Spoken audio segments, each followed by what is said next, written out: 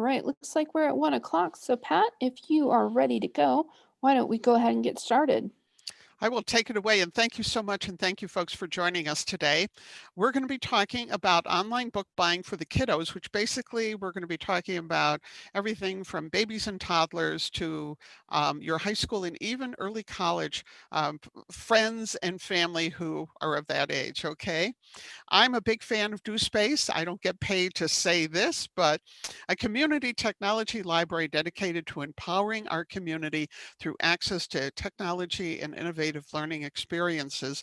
It's unique in the United States. I appreciate it, and I hope you appreciate it too. A little about myself. I have been one of those people lucky enough to grow up in a family obsessed by books, and I have made my career dealing with books as well. One place I've gotten a lot of information about books and so on is I've been a consultant to the library world since 1978, co-founder of a bookstore and manager of that bookstore, got involved with things like book repair, small press publishing, have spoken at national book conferences and so on. I love the book arts, and yes, I'm a collector and hoarder. My husband and I have over 3,000 books in our very small house in Denver, but I can stop anytime I want. Now, there's three things we hope happen for this. First of all, there are so many online resources. We could just touch on a few here, but again, this is 47 slides of information. We hope we make it entertaining and engaging as we go through. And also to understand some of the current, let's say, controversies, particularly if you have people who are professionals dealing with young people, they will probably have strong opinions on one side or the other about some of these things. And we wanted to give you some resources so you could make up your own mind. And then another part, which is sort of the elephant in the room for a lot of people, is I personally believe strongly in the value of reading books, listening to audiobooks, reading ebooks, and so on. And it's something, it's a love that I want to inspire other people with. And I think it's really important for young people in terms of literacy and self esteem and so on. So being able to connect with those young non-readers, and I found some sites devoted to that particular issue that I think that you might find useful. Now, here are some of the people over the years who I have interviewed and worked with regarding books for young people. And the interesting thing is, if you talk to a librarian, a school librarian or a children's librarian versus a classroom teacher versus someone who writes children's books versus the parents versus the scholars who are doing work in things like literacy and reading and so on, everyone's going to have a different opinion. So when I went through the resources, I tried to get a diversity of resources, not just from one kind of source, to kind of represent the different viewpoints as well. And so I hope that's useful to you. You will not necessarily find, you know, everybody agreeing with each other, but I think that you'll find some useful information in the course of the program. So we're going to start with the fun stuff, which are the controversies in the children's book world, and some things to think about. Do you know enough to buy the right book for the right person? And then online resources that are sort of general, having to do with kids and books and such, and then some specialized resources for, you might say, special situations as well. And again, I could easily make this an all-day program. So the fact that I didn't include something that you think is important doesn't mean that I didn't appreciate that source. It's just that at some point I had to stop. So the first thing is the issues having to do with the controversies, okay?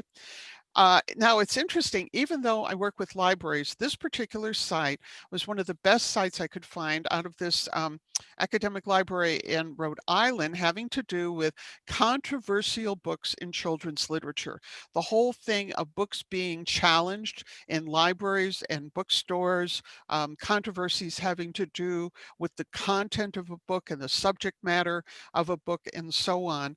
And what's nice, it's part of a LibGuide, a library guide put together for teaching children's literature, and I can't praise it enough. It was, from my point of view, the best site I could find that was objective too. There wasn't a lot of politicizing one view or another. So definitely this would be interesting. And by the way, I always think of the programs I do for Do Space for the whole family.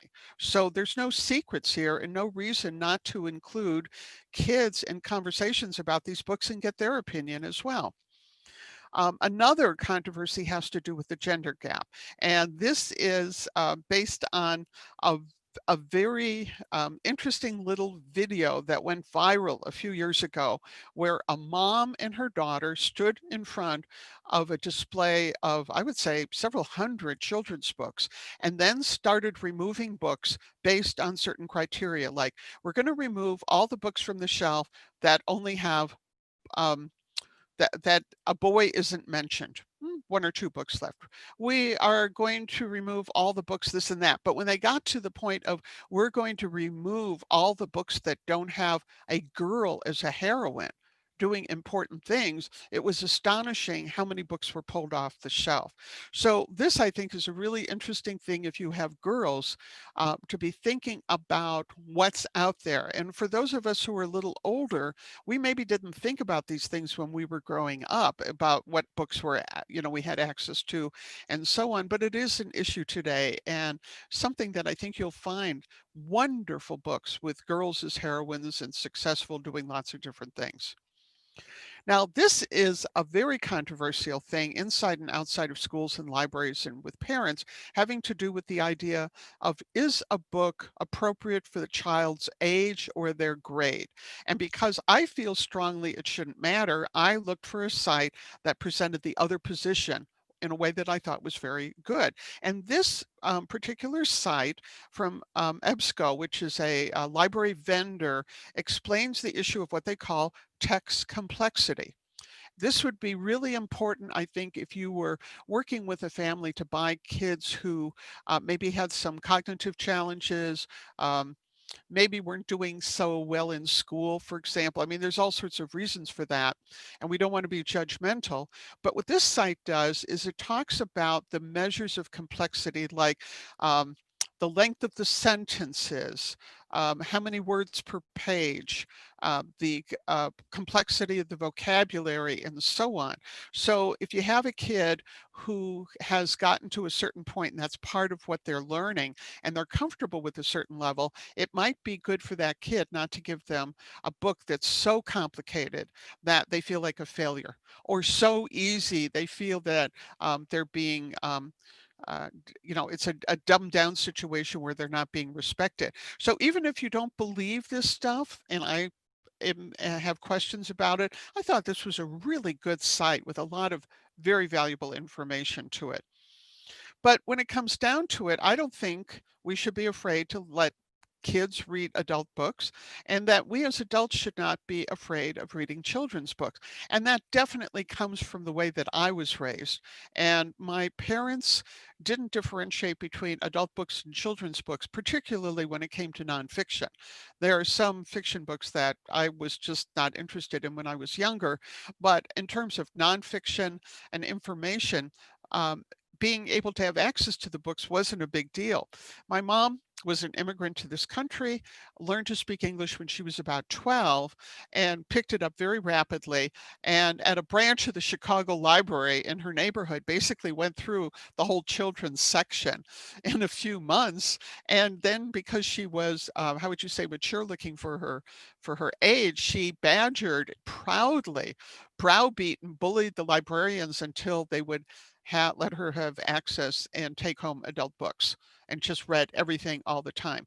Now, that may not be your viewpoint, and it might not be the viewpoint of the parents or caretakers for the kids you're buying books for. So that's something to be sensitive to. But other hand, there isn't anything terrible about this. So I found a couple of interesting sites. Common Sense Media, I was very impressed with, and I did research because at first I didn't know much about them, and they really do a pretty good objective means of evaluating and rating media. Basically, I think so that if you buy something for a kid, there's no surprises.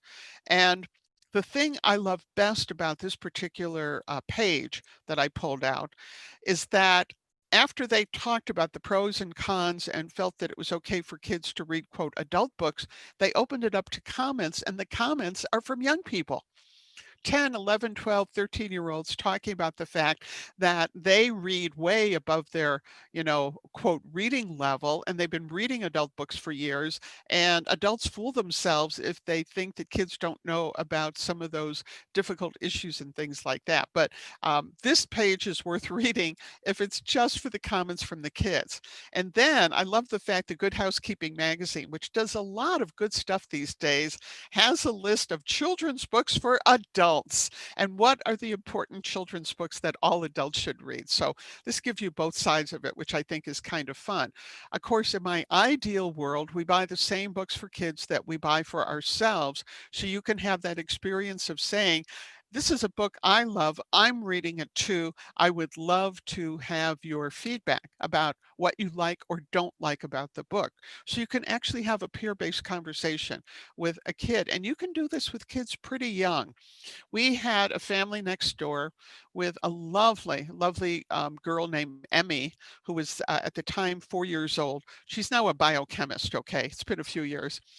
And my husband was interested in preparing himself for the first Jurassic Park. So, with Emmy's mother's permission, he sat down with Emmy with some kids' dinosaur books to get up to date on dinosaurs because the stuff he had learned years ago in school was now out of date. And when somebody commented on that, he said, well, I had to go to an expert. And if it comes to dinosaur, kids are experts about this. So, yes, we have a collection of children's books because oftentimes the nonfiction children's books are better than the adult versions of the same information. Whoa, this is a big one. Should we all be reading what I like to call the Gutenberg book? Or are audiobooks better? Or ebooks better? And a lot of controversy about this. Numerous studies have been showing that for a lot of purposes, people still like that book, that teddy bear technology of holding the book in your hand. Other people say ebooks are better. Other people say audiobooks are better. So again, I curated a few sites on all sides of the issue so you could look and see what's there. This has actually been to be a satirical site, except they brought up good points about, real books versus ebooks, about audiobooks. And I learned a lot about audiobooks reading some of these sites. Scholastic, which is a famous publisher of children's books, Books Riot, which has tons of columns related to books. And one of the things is that audiobooks can help build vocabulary. So a child might have trouble sounding out or reading big words in a book, but they can hear them and understand them, and it prepares them to read books that are more advanced, if you want to say it that way. So here's some great information again about this. And then more things from Scholastic about developing reading skills. A something that CBS News did on a commentary, sort of investigating ebooks and what that was about, and then also a nice tech column about ebooks versus what we'll call the Gutenberg book, the pros and cons. So if you decide to use one of the three formats and somebody gives you a hard time, you'll have plenty of ammunition to say, there's not one opinion about this. And of course, it's always best to find out what might be the preference of the child. Oh, this is another elephant in the room. It is still an issue with boys not getting involved in reading. One theory, and I have the equivalent of a minor in early education and child development, but it's ancient. We used to talk about language skills, and the bias was that girls develop better language skills than boys did, and so on, and what the topics were, and so on. But anyway, here are some places, if you're buying books for boys, particular, that you might find some good stuff from the thoughtco.com. These are books recommended by librarians. And by the way, I like to get my recommendations from librarians more so than booksellers, even though I managed a bookstore, because the librarians get to see what the kids actually are reading and looking at. Too often, a bookstore, unless it has a really great children's section and does story times and such, they get to see the books the parents or the adults want to buy for the children, and that's different. Too many books are popular with adults for nostalgia reason, and the kids like something different.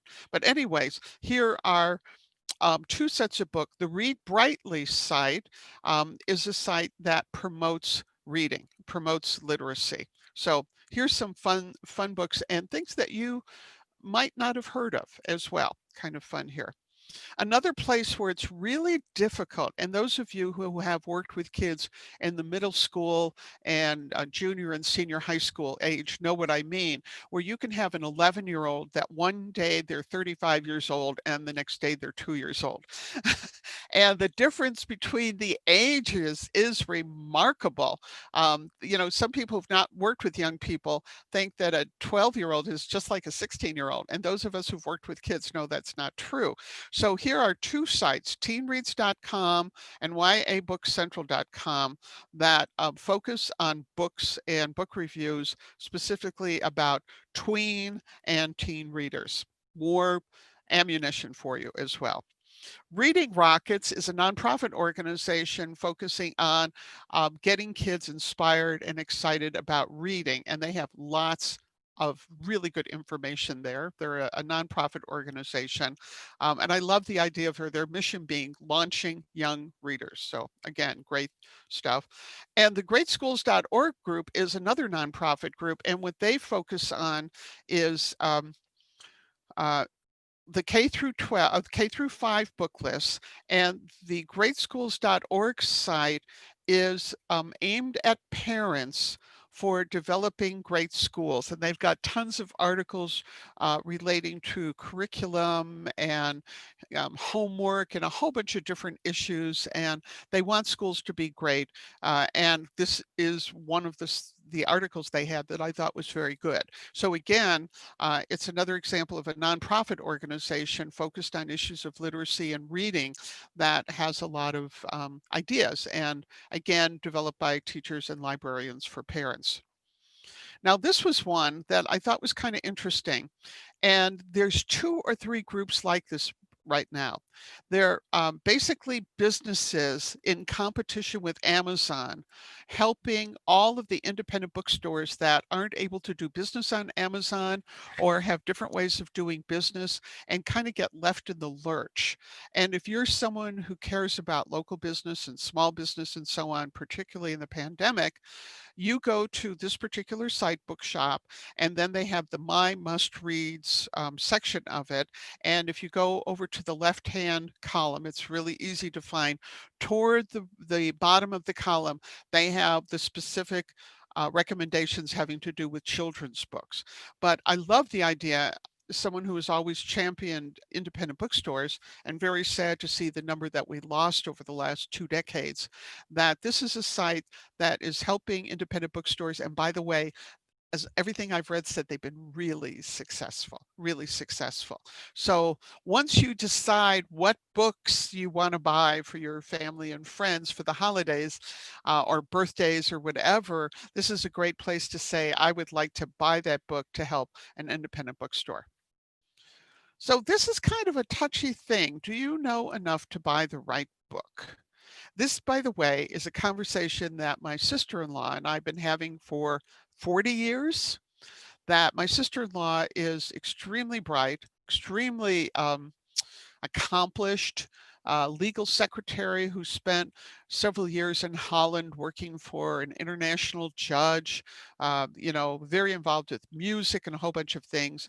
But our approach to reading is very different. So we have decided on 100% honesty, transparency process of like, what do you like to read? What do you like to do? Because sometimes I have sent her a book and I could tell from her voice, yes, thank you for the book, that it wasn't a great hit. But you know what? We've both been getting better. So Because we had wild bunnies living in our backyard, for my birthday, Marcy bought me a bunny book, and I love my bunny book. And I told her that. I mean, I've been through it a dozen times and learned so much about bunnies from my bunny book. On the other hand, a friend of ours just wrote a book about the history of cloth in civilization. And Marcy loves books on the history of enterprise and anything having to do with art. She loves that book. But you know what? Even though we're relatives and we're both nice people, it took us some time to be able to buy the right book for each other. So here's a way to get started. If you're buying a book for a young person, do you know enough about that child that you would be able to buy what we would call um, a birthday card that would represent their views? And I use this a lot as a metaphor when I'm talking about marketing, but also about employee and volunteer relationships in businesses and libraries and charities and such. So, for example, someone who knows me well will know that I love cats, love classical music. um, I love wildlife, anything having to do with animals. I love feeding the birds, doing that kind of thing. Like historical art, like classic art from, say, the 17th, 18th, 19th century, whatever. These are things I talk about and I'm interested in. Also, there's some aspects of pop culture that I like. So if I get a birthday card and I look at it and it has one of those themes, I think the person is paying attention to me. Same thing with my husband. And so if you want to get a really wonderful birthday card for my husband, get something that has to do with the Adirondacks or Adirondack guide boats. He will love. He loves wildlife as well. He loves old architecture. He loves things having to do with old New York because he grew up in his early years in New York. So the birthday card test is an interesting evaluation of your ability to buy the right book. And through hard experience, just because you interacted with that kid 6 months ago doesn't mean you know anything about them today. I have a good friend in Kansas. I go out to see her and her family in a good year, twice a year. Of course, with the pandemic, it'll be some time. And I have learned the hard way that before I even have a conversation with their teenage son, I better find out what he's currently interested in, because 6 months can make all the difference in the world. So I want to tell you my gold standard for the best present ever. This is the Central Library, Simmons Library in Kenosha, Wisconsin. And in just before 2 weeks before my 14th birthday, we moved to Kenosha, and it was the beginning of junior high school, ninth grade. I didn't know anybody. Obviously, my parents would do the best, but I wasn't going to have a birthday party. I had no friends, nobody that I knew. And the library was a big deal for me because it was only 3 blocks from our house. And I visited it literally the first day that we were there. My mother kind of shooed me out of the house and said, "We'll deal with the packing, honey, and such. You just go take a walk in the libraries that way." And it was really a great place. I love books.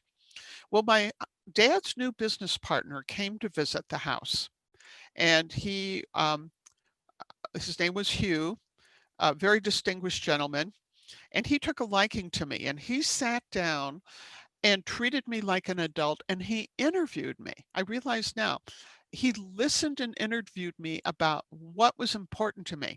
And at the time, the most important thing to me was poetry and writing. And I was a young writer, and writing was everything. And I love poetry.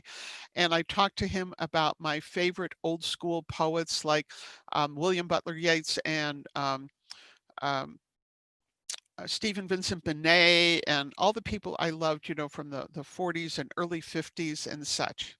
And then he bought me a birthday present. And he bought me a birthday present that was the book John Brown's Body, which was the poetry book that basically it's a novel written in verse that won the Pulitzer Prize that year. And when I opened that book and I looked at it, the first thing I remembered, and remember, I was, 13 going on 14, and I still remember that after all these years. He listened to me. He saw me. I was a real person to him. And I would say probably it was the best birthday present I ever got, because the adult who gave it to me listened and paid attention to what it was that I was most interested in the time. And so that's kind of the standard I set for us. You know, we want to make it a big difference. And can we do that? Even as busy as we all are, even with the challenges of the pandemic. What are the typical mistakes people make? Well, preaching or shaming.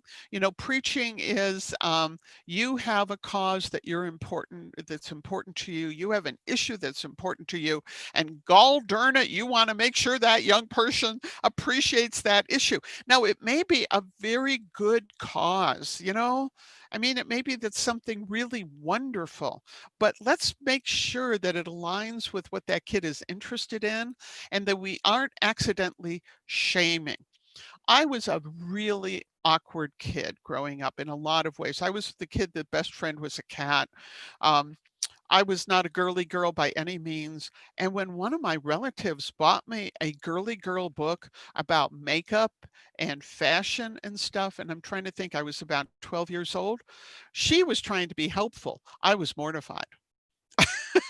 How about that? Opening the book in front of a bunch of people. Oh, thank you, cousin. Joyce for, you know, it was hard. Relying on old information, they may have loved soccer 6 months ago, but that doesn't mean they like it today. Maybe you have issues with the parents, or the parents have important issues. You know, I try to respect that. I don't want to come in and say, I don't agree with the parents on how they're raising their kids or whatever. If I want to be an influence in a young person's life, a positive influence, the first thing I have to do is make friends with the parents about stuff. And at the same thing, if I have a problem with the parents, which, oh my goodness, sometimes happens with family, I don't want that to interfere. The careless or lazy choice, you know, at the end of the day, give them a gift card rather than just say, oh, this sounds like a good book, I'm going to get it. Yes, sometimes you knock it out of the park accidentally because you buy them a book that happens to be the one everyone's reading and they're very excited about. But most of the mistakes I see people make that really actually hurt a kid's feelings is when it's lazy. Outdated classics. Ooh, you know, one reason I encourage people who deal with children to read children's books and to go back and reread the ones that you grew up with is some of them are horrifying. Some of them really are blatantly racist or sexist or anti-Semitic. They're awful.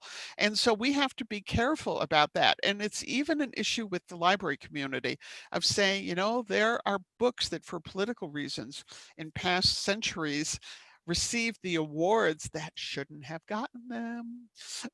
Right? So we want to make sure that the classics we're looking at fit what norms we have today as a society. Trying too hard, right? Don't buy them 14 books. Just buy them one, see if it works. And then the whole issue is, if what if they don't like to read? Well, maybe it's time for a graphic novel or an audiobook, or maybe you'll simply find something that relates to an interest that they have. That might be the best way to do it. And maybe the book becomes the part of the interest. So this is very old school, but say you have a child who is enamored of making models, you know, of airplanes or cars. Okay, great. Get them the model kit and maybe get a book about the history of cars or the history of the Air Force or something to go along with that as well. So now we're going to go through the resources, and I hope you have adult beverages and some carbs to get your energy up. So, what are some of the general resources? I wanted to start with since we're here in Omaha, the Nebraska Awards. Every state um, pretty much has what they call a center for the book that's usually associated with the state library or the state library association or independently. It's part of the center for the book nationally, which is part of the Library of Congress. And in most states, and Nebraska for example, they give out awards for books that relate to Nebraska, written by Nebraska authors, you know, whatever. So even if you're watching this from outside of Nebraska, you can find this information for your own state. So the Center for the Book Awards is a big deal, and you can find some really interesting books that way. And then the other one is that every state has a book award where The young people vote on the award. Is that not cool? And what they do is the adults pick a section of books that were published that year, either may or may not be award winning. They pick the books and then they put it out to the community. And so this is the kids reading the books and voting on which ones they like. And usually, again, it's run by either the Library Association or the state library, depending on the state. So you can get some really interesting books then, and of course, the books also are ones that adults would be interested in as well.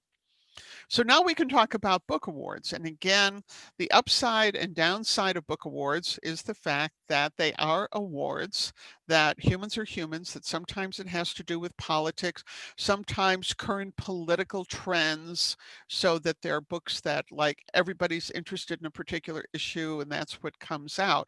But I would say overall, it gives you a standard for quality. Most of the books that I know of that are children's books and teen books that have won national awards still are classics and became those evergreens, right? Because of the quality of the writing and so on. So it's useful to kind of go through this and see what's there. So we have groups like the Children's Book and Reading.com, which is a book connected with children's books and selling children's books. InfoSoup, which has lots of different information about different awards, and a group called SheKnows.com, which is a parenting site that has a list of different children's books and children's books awards as well. So this is a good place to go things. The National Book Foundation is a nonprofit organization, and they also give out books. I have to tell you that in the past there has been controversy about what they've done and how they've done. But again, useful to look at to see what the experts are interested in.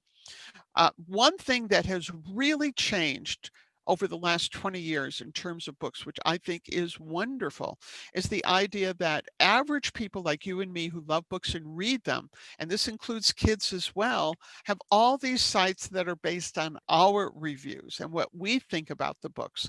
So you can read the comments of everyday readers about what they like and what they don't like. And there's a number of sites that I collected for the program today that have these kinds of things. BookRiot.com is a site like that. And when you see the .com, you know that they are a business. And a lot of these sites pay their bills by having advertising and by click-throughs where they're affiliates to a site like Amazon.com or Bookshop where you can buy the books. And I tell people that, yes, that's part of it, but the part to pay attention to, which I think is very valuable, is the everyday reviews by people. And people have built careers just being popular reviewers. Now, some people say, well, Pat, isn't it true that there have been scandals with even the big publishers hiring people to write great reviews and to pack the great reviews and the star readings? And all I can say is, well, of course. But you will find if you go to many of the sites and you get accustomed to it, after a while, you can tell if somebody legitimately liked and used a product in the same way that they actually liked the book. And it has to do with detail, right? How much detailed information do they talk about? Or do they say, oh, wonderful book, would buy it again? That's not very helpful. And also, even though sometimes there's spoilers with the fiction, it kind of warns you about, oh, I really didn't think this book was that explicit. You know what? I'm going to make a judgment call here and say that's not a book I'm going to buy for my niece or nephew. Reader's Choice Top 5 list is a lot of fun. It's a whole bunch of different people coming up with their top 5 listing for books in all sorts of categories. I mean, it's a very amusing to go through, but it's interesting if you start seeing the same books popping up about this. So Reader's Choice, this is another fun reader-driven review site for books of all kinds. Here's another one, and my goodness, when I first came across this site, I wanted to say, does this person need to get a life? But what they did is they went through, yes, 127 book list that said this is their top 100 or their top 50 or whatever, and then they compiled them and they came up with what they called the greatest book list, and it's a nonprofit organization. And again, this is a great way if you're not reading currently to kind of get up to what people are reading, what people are talking about, what are the evergreens or classics that have lasted. And again, I'm not just looking at children's books, I'm looking at adult books that might be part of that classics list that you want for a young reader. Um, Time magazine, you know, they were notorious for many years for putting out these kinds of lists, and this is their 100 best children's books of all time. I went through the list and I think I agreed with maybe half of their choices, but again, it's a great place if you need a quick, I want to know what's going on. Imagination Soup is another place where teachers, librarians, parents getting together to promote information. And it's that children's book recommendation by age. Right? And so it's another place to kind of get a feeling, but you have to know the kid well enough. You know, there are kids who probably are, quote, reading at the recommended age level or whatever, and there are kids that are reading way beyond that.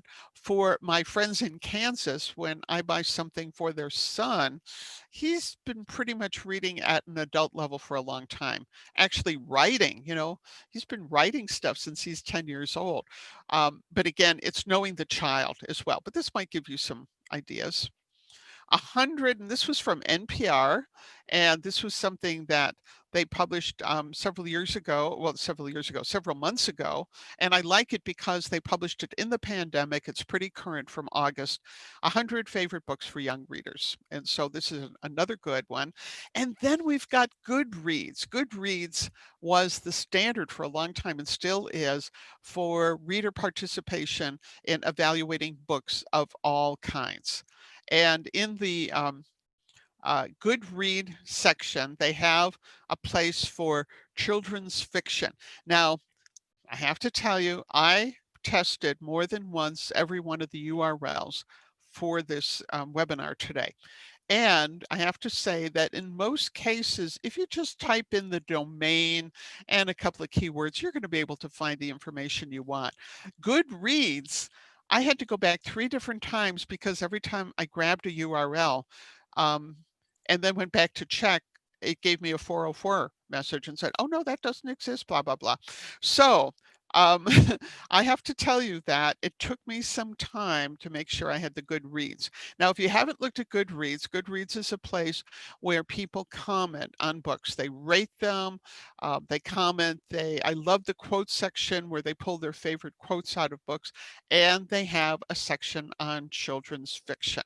So either if you're a Goodreads fan or if you're a reader who's never had a chance to indulge in the Goodreads site, this is a great place because, again, it's very well organized, are organized usually by author. It will give you that author, other books the author has written, and you get all those great comments from people who have read the book. And it tends to be a place where there's a little less likelihood that people are just salting the reviews with people who've been paid to say good things, a little less likely. So very intelligent place to get good information.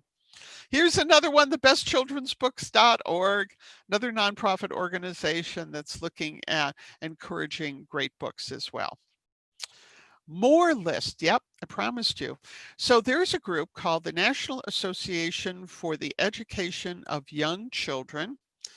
And one of the things that I thought was great was books to read out loud.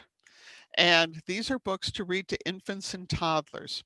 One of the groups I got to work with in my time with libraries were groups that were interested in things called reading readiness, reading preparedness, and baby book programs at libraries. And I got to work with one of the innovators in the country who put some of the first ones together, and I was fascinated. Probably, I know Omaha has done this, probably libraries where you're from have done this, but they put together programs where they bring little kids babies. We're not talking toddlers. We're talking about a program where the kid's in your lap, having something read to them, having a book shown to them, even though they're not really focusing, but then doing like songs and music and things like this. And what they've discovered is that consciously or unconsciously, families that involve kids with books at a very early age, the kids come to appreciate the books partly because they associate the book with all that warm feeling about being in the lap of someone who loves them and the attention and the reading and so on. My dad said that he was so grateful when I finally learned how to read because as a toddler, barely able to talk, my favorite thing in the evening was crawling in his lap and reading, babbling at whatever was in his lap or whatever was my favorite picture book. Now, you have to get this scene because my dad was a doctor, often with a medical text that he was reading that night, and I'd crawl in his lap and I'd make him turn the pages and I'd babble and come up with my own version of what was in these medical books and such. And then here's my favorite text, my favorite picture books. And of course, he had to read them over and over and over again. Little kids like repetition over again. And then he'd read it, and then I'd come up with my sort of twisted version, and I'd go, read, babble, babble, read, babble, babble. And then there was the time that I learned how to read and could do it myself. And then it was fun for dad because I would actually be able to read the book. But again, we had to do it 5 or 10 times. So these are great books to read infants and toddlers, and obviously you should talk to the adults about this. This is Best Books for Babies, and it's from babylist.com, which is a commercial site for selling goods and products for babies, but they have a lot of good information in that as well. And then this is interesting. Free Kids Books is a nonprofit organization that invites authors to write and illustrate children's books, and then they check them out, curate them, and post them for free. So this would be a site to turn on a family to and say, oh, by the way, particularly when in a lot of places I visit, people aren't able to get to the library. The libraries are closed down. Not all of them have curbside service. Not all the people want to leave. This is a great way online to expose kids to lots of different books and ideas. Here's another one, todaysparent.com, and this is another organization. It's a business, and think of it like a magazine, right? Like an online magazine with a lot of information for parents. And notice that if you look at the URL, Toddler Development Best Books for Toddlers. So isn't that nice that you can put these together? I was just some good friends of ours are having their first baby, and I thought it was pretty cool what they did for their baby shower. What they asked people to do was to pick books that were meaningful to them starting in babyhood up to the teen years, 2 or 3 books, and they asked them to buy a good copy of the book and to write something personal in the book so that they could build a personalized library for their baby that would be through the years of being able to say, oh, and here's this friend who loved the book or whatever. And one of the books that I chose was a book that I loved even before I could read. One of the it was about a bunny who became the Easter bunny, and there were magic golden eggs and magic shoes and stuff like that. And I loved it. I loved it. And everyone was delighted. And it was so cool that all the adults involved in planning the baby shower, we all had our favorite books, even going back to our toddler years. Now, another place to start looking to get an idea of the diversity of books out there is this site. And this is a site for publishers and for people who write children's books. And it is the Directory of Children Books Publishers. And I was really impressed when I went through this because it listed dozens and dozens of big companies, little companies, specialized companies that publish children's books with connections to all of them. You know, it's kind of like if you're into, let's say, gourmet jam, that, you know what, you're not going to buy jelly or jam from a mainstream company because too much sugar and they all taste alike. And so one of the ways you like to spend a little money is with artisan kinds of jams and jellies.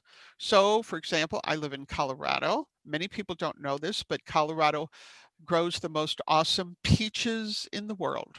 It does. I've had friends who've moved here from Georgia who've poo-pooed Colorado peaches until they've eaten them and gone, "Oh my goodness, these are the best."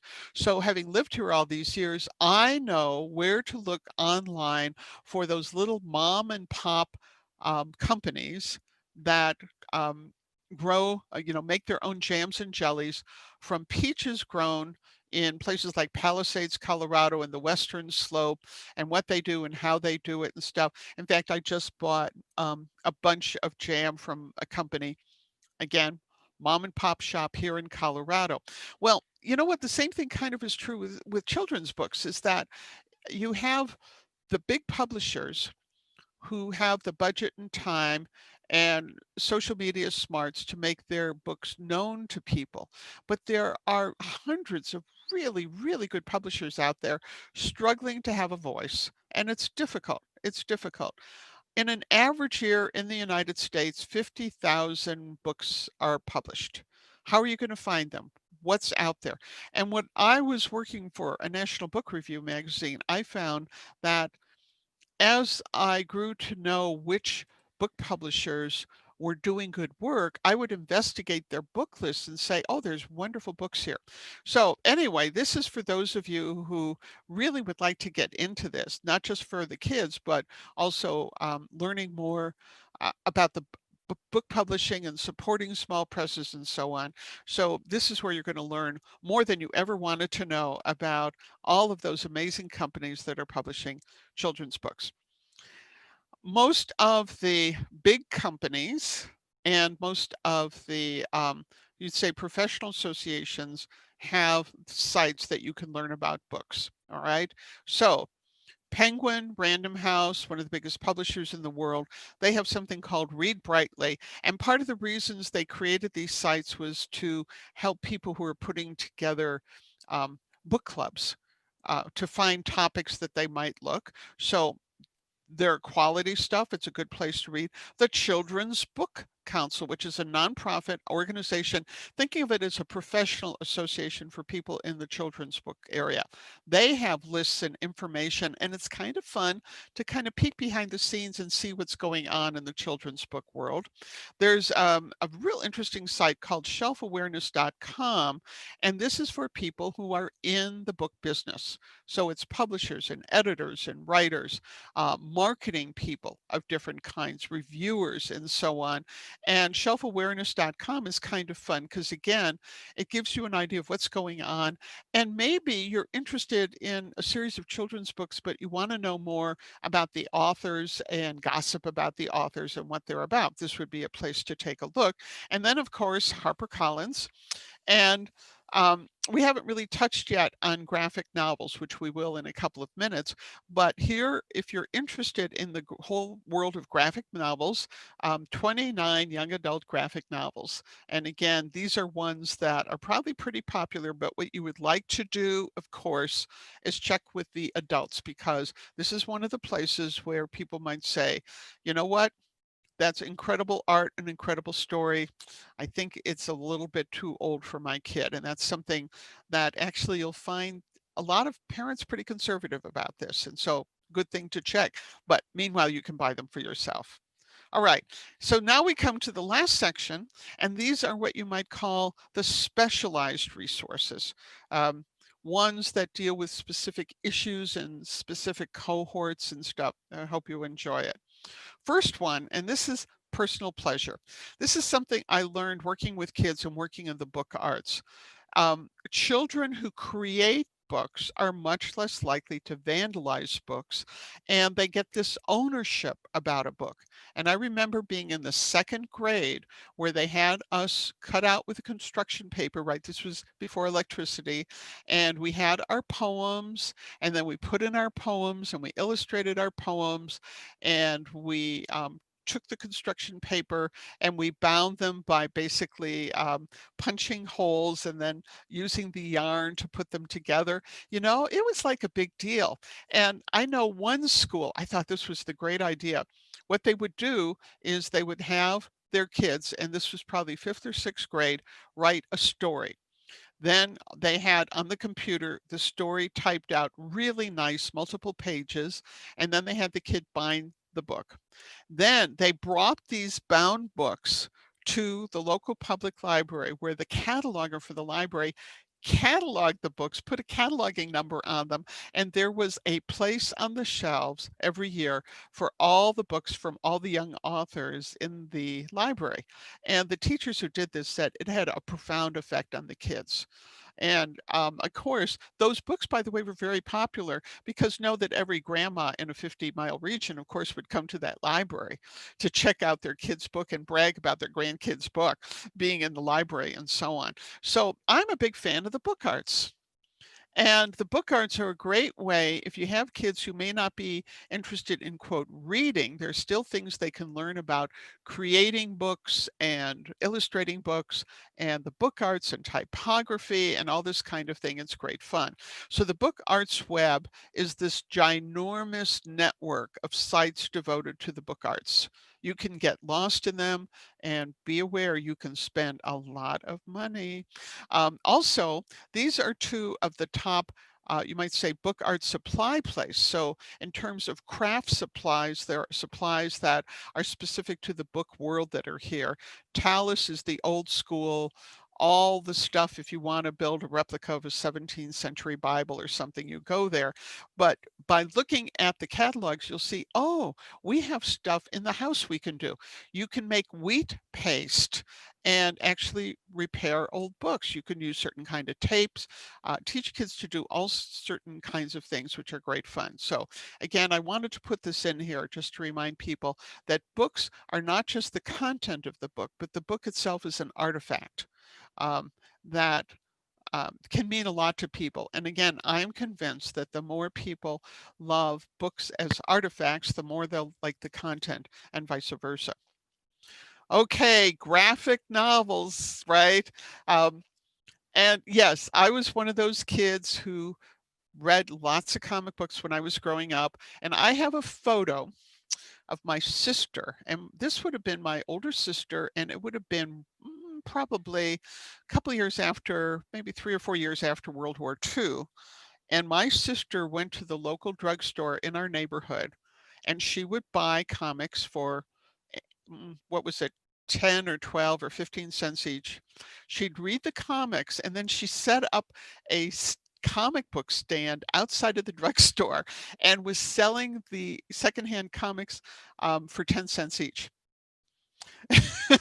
So that was a conversation with my parents. The other thing that my parents didn't realize is that because they were known in the neighborhood, my sister and I both, without my parents' knowledge when we were little ones, opened up our own accounts at the drugstore to buy candy and comics. And my parents found out when they got the first bill. It wasn't very much, but it was pretty funny. And somehow I grew up to be a competent adult, even though my favorite thing to read when I was little was comic books.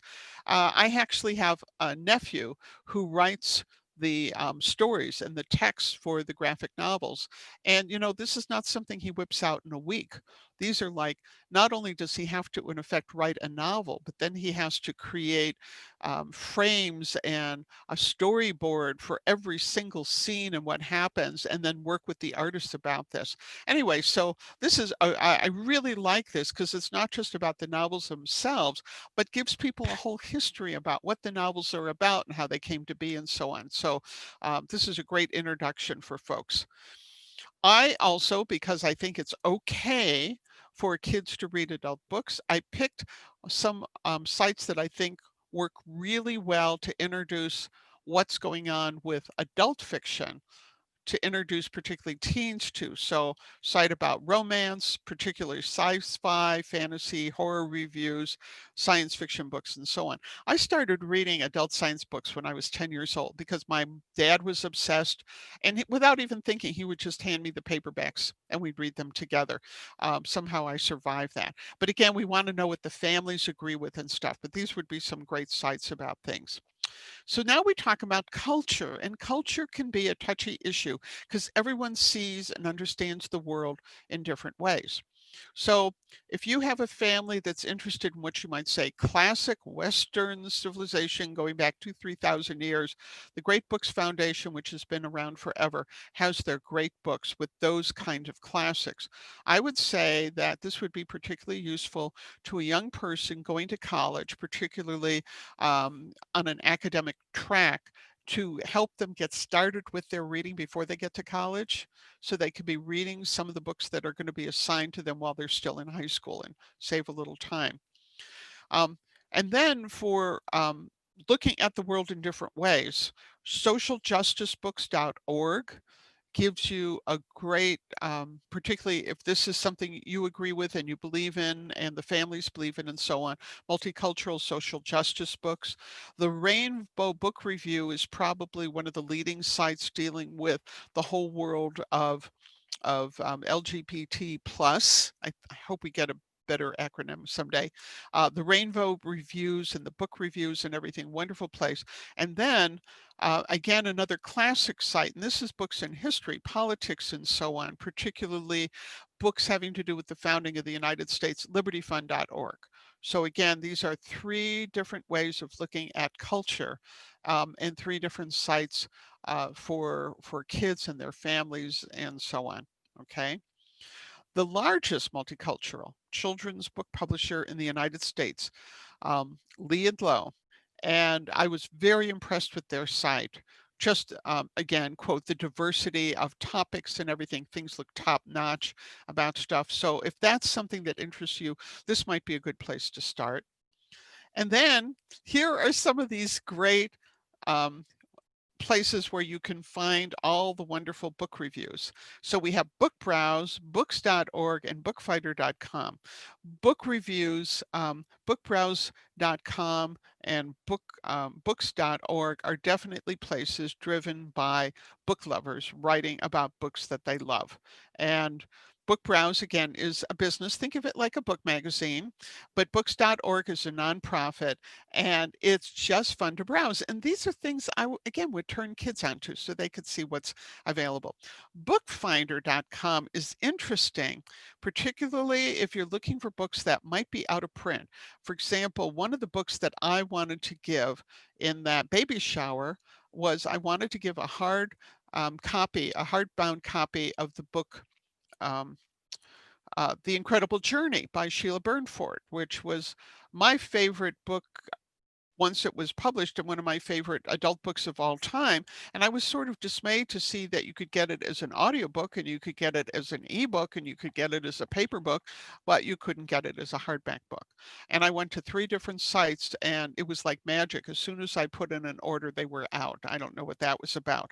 But with bookfinder.com, if you're looking at budget issues about, let's say, a more expensive book, like an art book or an older hardback that's maybe out of print or whatever, this is the place that I would say it would be a good place to find the books you're interested in. And then finally, we have sort of a generalized place for online books. And these are books that are literally online that people can look at and see what's there. And it really has to do with the ebooks. So one that I thought was important because people think of it for adults and they forget this is an issue for kids.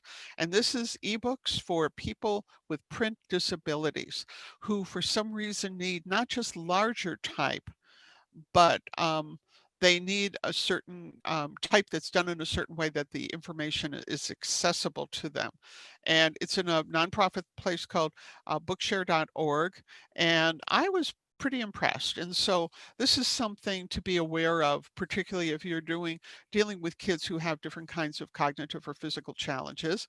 Now, this was something I was just being totally indulgent on, illustrated antique children's books online.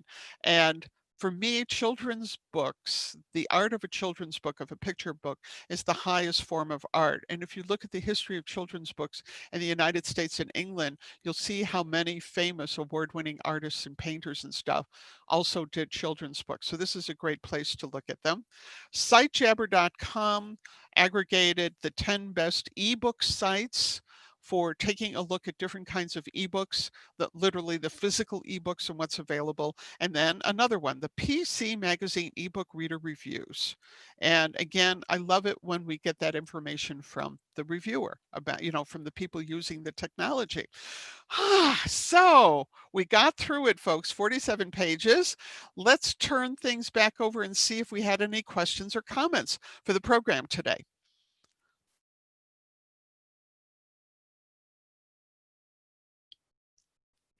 Does anybody have any questions? You can drop it in chat. Doesn't look like we have any questions right now. Well, you know what? There is going to be a test.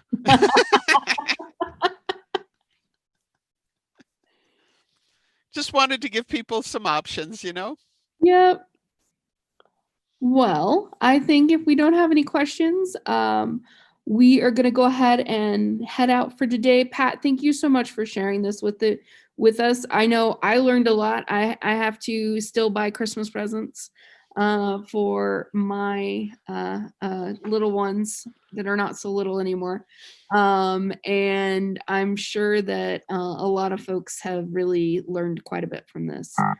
Oh, I have sounds coming out of my computer. I'm sorry about that.